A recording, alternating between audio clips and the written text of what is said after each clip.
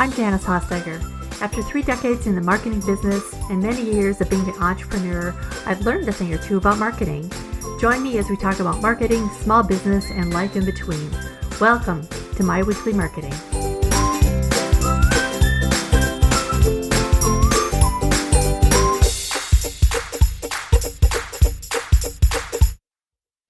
Well, hey, I want to welcome you to another episode of My Weekly Marketing.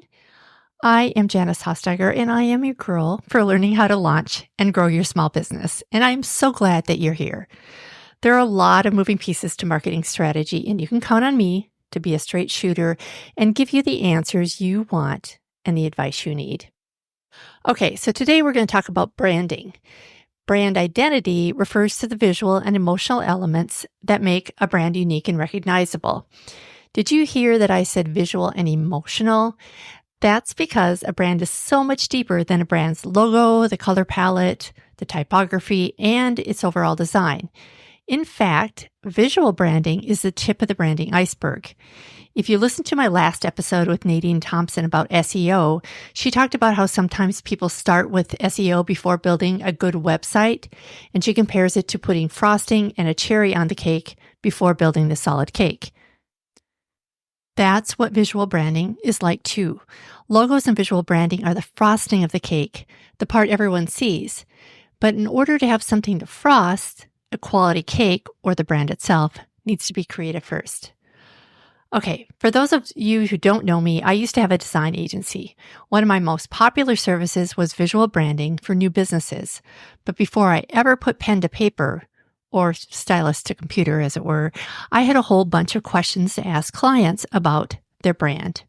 So a brand includes a few things. Number one, recognition and differentiation.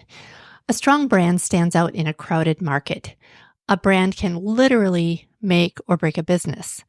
A brand that doesn't stand out or get noticed is almost doomed. Having consistent visual elements and messaging throughout their products and promotions make it easier for customers to recognize and remember the brand. That builds, number two, trust and credibility. When a brand consistently presents itself in a clear and appealing way, it builds trust and credibility among customers.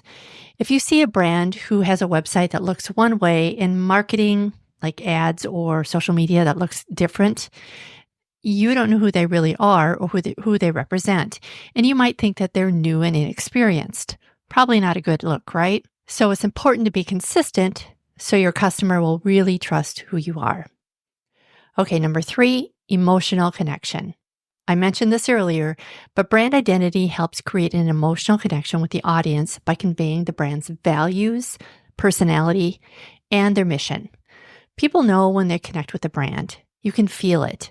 I can tell you when I go to harley-davidson.com, I have zero emotional connection with the brand. And that's okay. I'm not their customer by any means. However, I love me some Starbucks. So right there, I'm drawn to everything from their colors, even the music they play in their coffee shops, and the smell of their coffee and their comfy chairs when I walk in the stores. That's my place. And it's communicated through their branding. That's also because they have, number four, consistency across their channels. A well-defined brand identity ensures consistency across all the touch points, from marketing materials to customer service, to their website and to their products. They're consistent. This consistency reinforces the brand's message and really drives home the overall customer experience. And number five, a brand also includes strategic direction. That's hard to say. A clear brand identity guides strategic decisions and helps align marketing with the brand's core values and their vision. Everything working together is because of a cohesive brand strategy. This includes components like its mission, values, and the personality. In a nutshell, a brand identity is how a brand presents itself to the world and how it wants to be perceived. Okay, so how do you develop the brand? To help you do this, I want to let you know I have a free branding bundle workbook that will walk you through all the questions you need to answer and develop to determine what your brand really is all about. You can find it at janicehostegger.com/brand. Okay, so there are essentially two types of brands, personal and corporate. Personal brands focus on the unique values or skills or personality of a person. Think Martha Stewart, Marie Forleo, or Brendan Burchard. Personal brands are often used to establish authority, build a professional network, and create opportunities in fields like consulting, speaking, or in the media. A corporate brand is, well, corporate, like Starbucks, Target, Nike, Wells Fargo, etc. Corporate brands aim to create a distinctive marketing presence. They want to just drive consumer loyalty and differentiate themselves from competitors through their business offerings and the corporate culture, right? When I had my design business, it was a corporate brand. It was called Papermark Marketing and Graphics. I thought when I named it, it was the right thing to do because it wasn't all me. I had a team that I worked with. Honestly, looking back, I was hiding behind my brand a little bit too. I didn't have the confidence at that point to put my name on a business and move forward with it. Years later, when it came time to launch my marketing strategy business, I went with a personal brand. The reason I did that was because I learned that people connect with a person more deeply than a corporate brand.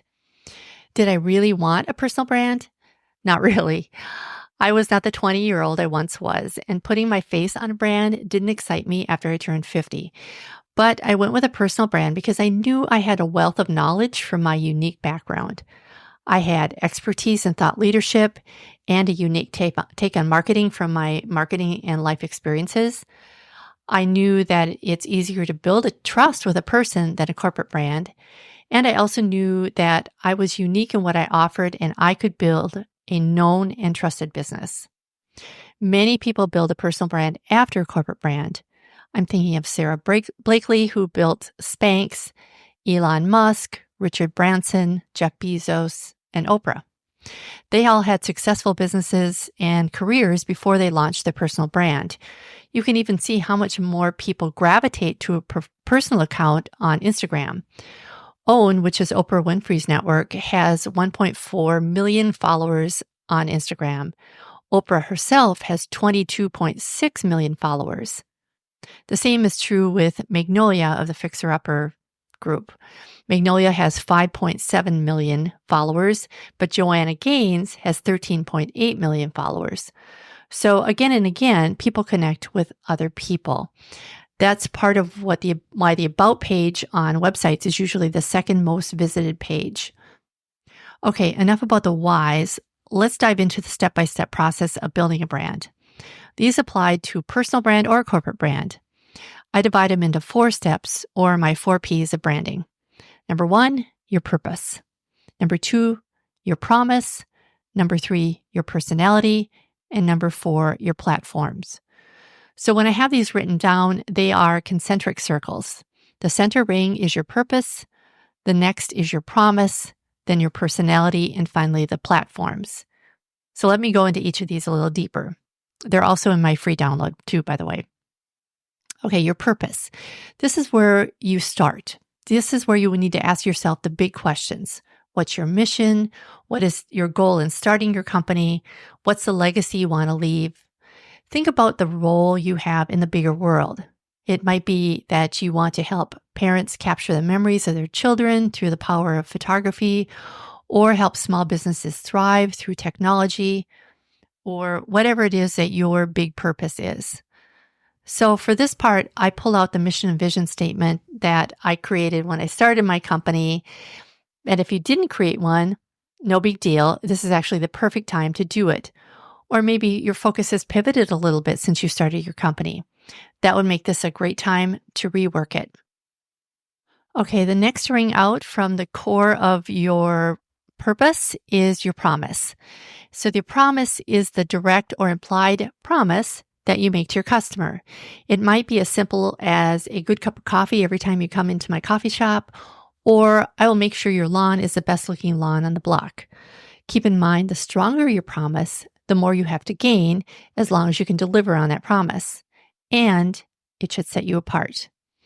In 1973, when FedEx, which was then Federal Express, first started, people could not get a package across the country overnight.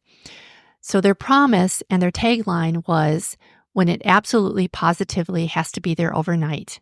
And they delivered, literally delivered. They became a market disruptor, and the rest is history. At this stage, that'd be the promise stage, it's also helpful to look at the marketplace and see how you're different. Find that gap that's missing in the market and what customers want and deliver on it. Okay, the next ring out is your personality. Your personality for a personal brand may reflect your own personality. Gary Vee is not for everyone. He's a tough, cursing marketer, but that's what people who are looking for him are looking for, right? He's got his own audience. For a corporate brand, it's about how you want your company to be perceived by your partners, the employees, and especially the customers, of course. That's why understanding your ideal customer is so important. I also have a free download for determining your ideal customer too, and I'll put that link to that in the show notes. Your corporate personality should be a mix of what you want your company to reflect, plus what your customer is looking for. Your objective here is to also make your customer care. That includes your brand voice and your tone. In my branding download, I list 20 different attributes to help you distinguish and define your own brand personality. Anything from casual to formal, organic to high tech, trendy or traditional, or somewhere in between. Sometimes people suggest archetypes to use here, and I actually don't love those because I think it limits your options. But either way, developing a brand personality is very important. And then the last circle around all of those other things, that's your platforms.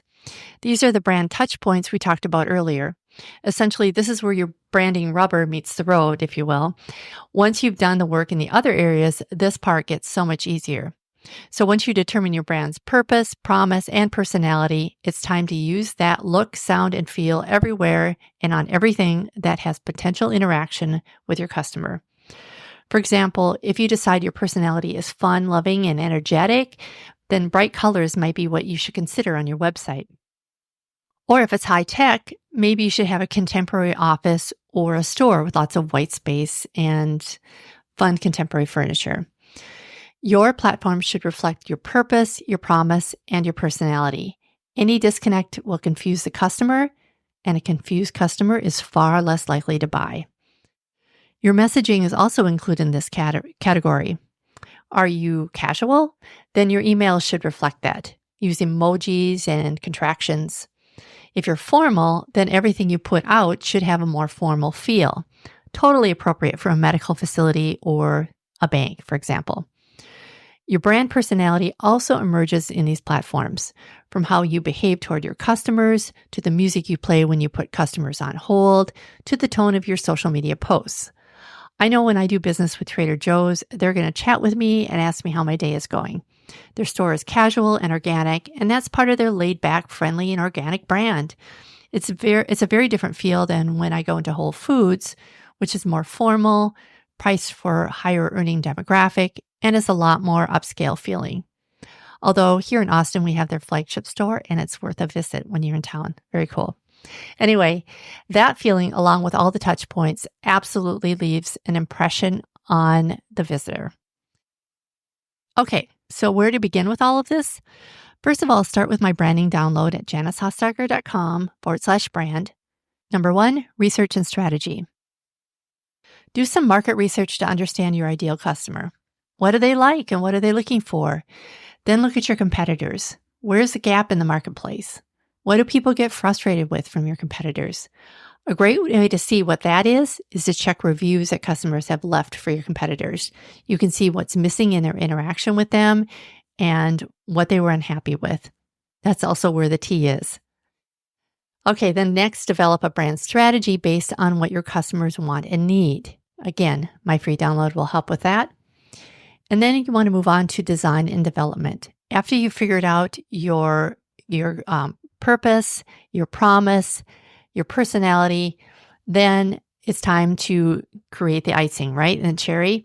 And that's design and development. So at this point, I suggest working with a designer or branding expert.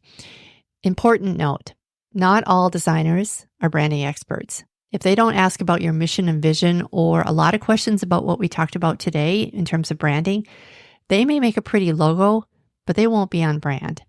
It's better to pay a little more upfront for a good designer than to have to do a rebranding down the road, which is not only more expensive, think about everything you'd have to reprint, but also can confuse your customer. A good logo is not likely one you'll find on Canva since it really won't be all that unique, or one you pay $99 for online. There are a lot of excellent designers out there who can save you money in the long run and create a beautiful and functional brand for you. Next, in addition to your logo, have your designer create a style guide that you can share with others. Often, they only include the visual branding guidelines. For example, they'll put the font in or the color numbers, and ask them to put your mission, vision, and your brand voice inside the guidelines too. Then you can share it with anyone who works with you or for you on your team or has an outsourced vendor. Often, this is included in the price of a logo, but if not, try and negotiate that into a package. Okay, so in review, start with your brand's purpose, your promise, your personality, and finally, your brand's platforms. And that's it. Again, my branding guide should help you out with a lot of this. Thank you so much for joining me today. For more information about anything we talked about and links to the downloads I referenced, visit myweeklymarketing.com/72.